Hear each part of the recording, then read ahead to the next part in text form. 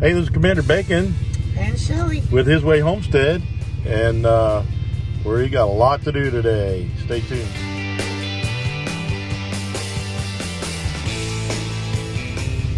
All right, so we're on our way to the Blue Building Lumber place, and we got a lot of stuff we got to get. We are going to start our endeavor in beekeeping, so that should be exciting. I'm going to hand that over because I'm driving. Yeah, and he's freaking me out. Freaking her out. Of course, we're still in the driveway, which is lots bumpy. Yeah. So yeah, we're going to get the stuff to make some of the swarm traps as prescribed by Dr. Leo Sherskin. Hope I'm pronouncing that right. You can find the information on horizontalhives.com. He's got free plans for everything, which is... Don't let me turn the phone so y'all don't get sick. Okay, I think I can hold it better over here. All right, so yeah, we're gonna get the material to start building some swarm traps. We got some friends that are like-minded, and they want to start into bees as well. So it's really easy to get enough material to go ahead and make 10 swarm traps. I don't have everything to finish them off. I'll have to place another order in order to get the little circular metal gate in order to shut it off. But we'll see how these go. I've got an order from into Horizontal Hives for some books and some other stuff in order to catch the bees, catch the swarms. And if you go to that website, it talks about how the wild bees are really the better way to go. The bees that, when you place an order, typically are like from Italy, I think. Italy's not a good place to get anything right now, except sick. So, but anyway, the climate there is not the same as the climate where we're at. So if you take bees that are naturally swarming, and all you're doing is giving them a good place to live, so they're like, you're doing them a favor. It's a bunch of homeless bees, and we're giving them a place to live. And in return, they're going to pay rent by making us lots and lots of honey. It's the Christian thing to do. It is. So we're being benevolent. I'm putting my money into it to build them a home. And in return, in their thankfulness, they're going to supply us with lots of honey, hopefully. So it's a win-win. It really is. There's not that many large trees with holes in them anymore that bees would prefer, right? So we're making an artificial tree with a hole, and we've had lots of. Every spring we get bees that swarm around our place, so why not take advantage of it? They'll be much more healthy, more parasite resistant, and they'll be able to handle our climate. Right? They're living on their own now. They don't need us to protect them. They can do it on their own. We just want to help them out. So anyway, that's what we're doing. We're going to get the material. We'll probably show more of the construction. Like I said, there's detailed plans on horizontalhive.com. The guy is really interesting to listen to. I highly recommend doing a search on YouTube for Dr. Leo Sherskin. And I'll spell that for us, honey. Well, I can. It's S-H-A-R-A-S-K-I-S. I don't know. There's a lot of S's, a lot of H's. I don't know. But we'll try to link it in the... Well, I don't know if we'll link it, but I'll definitely put it in the description of this video. So what's really cool is hopefully they'll do the Mother Earth News Fair in Nashville and not have to shut it down. And if they do, we've already got tickets to that, and we're already have hotel room. So I hope they don't cancel it, and I'm hoping that well, Dr.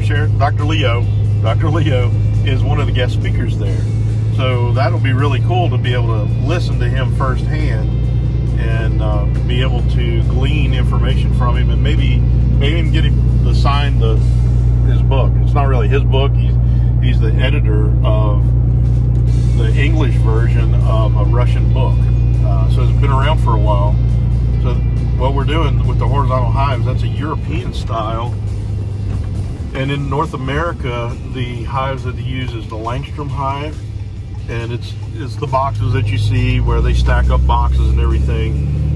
And they serve a very unique purpose, a very special purpose. They are commercial beekeeping hives when you go to commercial farms.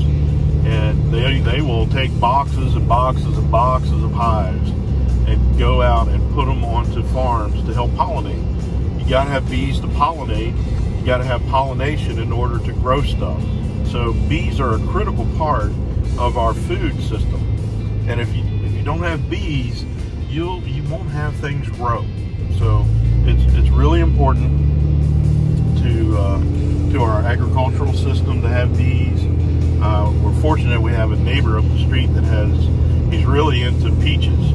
So he's got over 70 varieties of peach trees, not 70 varieties, over 70 peach trees of different varieties that come in and bear fruit at different times of the year. So it'll be a great source of pollen for our bees if we can catch some. And our yard is a lot of clover, and we don't care that it's clover. Most people would freak out that your yard is full of clover, but we know how important that is for the bees, and we know how important the bees are. So we want the bees to be happy and healthy and making honey. I always apologize to the bees when I finally have to cut the clover. Yeah. I'm always apologizing to the bees. So probably we won't cut the clover as much, but I mean, it's still, if you let the grasses grow up, it'll choke the clover out. So. Yeah, and we have a bunch of other things. We have blackberries and blueberries and gardens, and there's plenty of stuff they can do when we do cut the clover, but also the clover will grow back. Yeah, and honeybees. They have lots of food. Honeybees are not aggressive. They're pretty calm. The last thing they want to do is sting you because it's a death sentence for them. They will die. Their stinger pulls out and it kills them. So they don't want to do that. That's a last resort. And that's the cool thing about the horizontal hives. It's not invasive to the hive like the Langstrom hives are. In order to get to the brood, you have to take the boxes apart, and it's very disturbing to the bees, and they get really angry. So this is a lot different. You can look at the bees, just the frames that you need to, and very little disturbing the bees. And really, you only have to check on them like twice a year, which the Langstrom, and people are looking at them every week. And that's not something that I was interested in doing. That kind of kept me from beekeeping. It seemed like a lot of work and a lot of effort, and I didn't want to do that. So we'll see what these horizontal hives do. I'm kind of excited to see it and hear it. If you want to learn more about it, there's some really good YouTube videos on Off Grid with Doug and Stacy. They have some really good videos. They actually had Dr. Leo come to their place. They had some Langstrom hives, and they all died off. And he came in and talked to determined what killed the hives, and it's helped set them up with the horizontal hives. So pretty interesting stuff. It makes sense to me. I need to have things make sense to me in order for me to get excited about it. And Shelly can tell you, I was never excited about bees. No, I've been wanting bees for years. So hopefully this will work, and we'll get lots and lots of honey. The other cool thing with Dr. Leo, he's a big advocate of no chemicals, no antibiotics, no chemicals to kill the mites that might get in there, and the beetles and whatever. So the wild bees are more resistant to that. You don't need to do that. And with the horizontal hives, it's more natural. So he actually sells his honey, doing it non-chemical. Well, typically most people get like $2 a pound for honey around here, and where he's at in Missouri. But with his non-chemical, organic he's getting $20 a pound. That's a pretty good improvement. Now, he's not pushing his bees. He's not getting them to crank out as much honey as possible. He doesn't feed bees the sugar water over the winter. He lets them have their own honey. That's the way it should be, right? We're all about doing things his way, and that's his way, right? God made bees to make honey, and they store up enough honey to make it over the winter, and so he takes just enough for him and leaves the bees with everything that they need to survive the winter.